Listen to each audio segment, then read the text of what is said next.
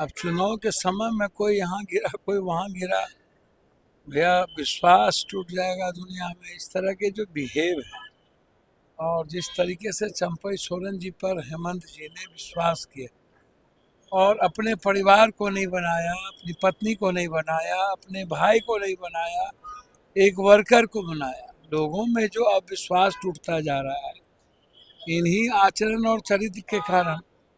चंपई सोरेन जी को जिस तरीके से शिबू सोरेन जी ने सींचा, जिस तरीके से हेमंत जी ने एक वर्कर को मुख्यमंत्री बनाया, और उसके बाद देखिए भाजपा के पास कोई एजेंडा नहीं है। कश्मीर में आप नहीं देख रहे हैं क्या स्थिति है भाजपा की? लिस्ट ही नहीं मिला, आदमी चुनाव लड़ने के लिए नहीं मिल रहा है। हरियाणा की भी स्थिति भाजपा की वही है, वो कह रहे हैं 6 दिन पहले ही चुनाव हम लड़ा देंगे। तो भाजपा पैसे के बदौलत तोड़ जोड़ घटाओ कोई अपनी, इसका मतलब साफ है कि भाजपा के पास अपना कोई नेता नहीं है। कभी बाबूलाल मरांडी को, कभी किसी को लाते हैं और उनको अपने नेता पर भरोसा नहीं, अपने पुरुषार्थ पर भरोसा नहीं है। खासतौर पर भाजपा को अब नरेंद्र मोदी जी पर भरोसा नहीं, ये आप समझ लो।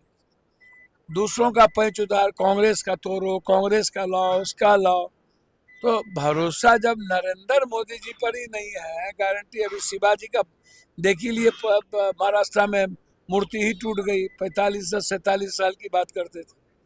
तो इसलिए यह समय है आने जाने का। वोटर पर कोई प्रभाव नहीं। सीता सोरेन को ले गए थे ना, वो घर की बहू को ले गए ना।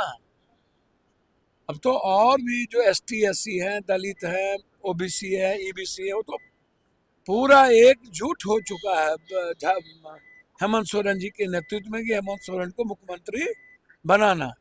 तो जितना तंग करिएगा, आज तक तो तंग ही करते रहे, जेल भी भेजे। जब किसी भी चीजों से नहीं ये हेमंत सोरेन जी को दबा पाए, ना हेमंत सोरेन जी को किसी भी तरीके से ये खत्म कर पाए, तो अब शुरू हो गया तोड़ जोड़ की राजनीति। सर, कंगना रनावत ने फार्मर्स को लेके, किसानों को लेके बयान दिया था कि अगर हालात नहीं संभलते तो बांग्लादेश जैसे हो जाते।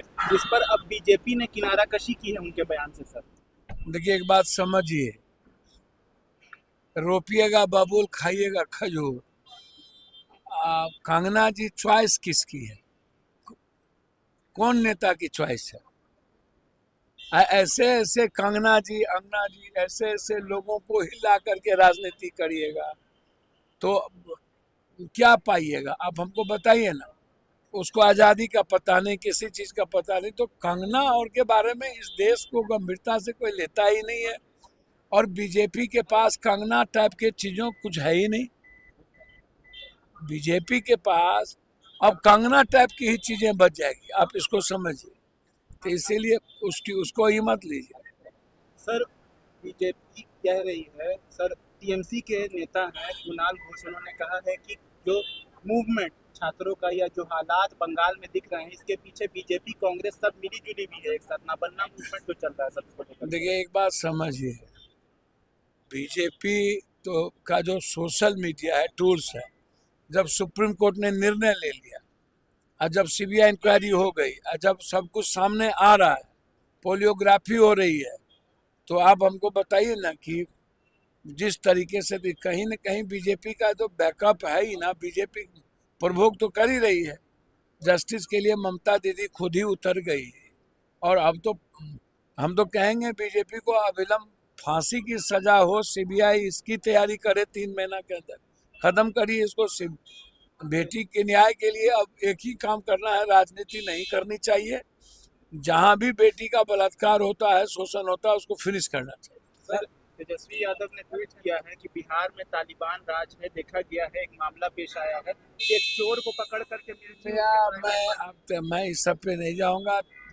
कौन क्या ट्वीट करते हैं, कौन नीतीश कुमार के बारे में क्या बोलते हैं, कौन क्या कहते हैं, भैया मेरा कोई लेना देना नहीं।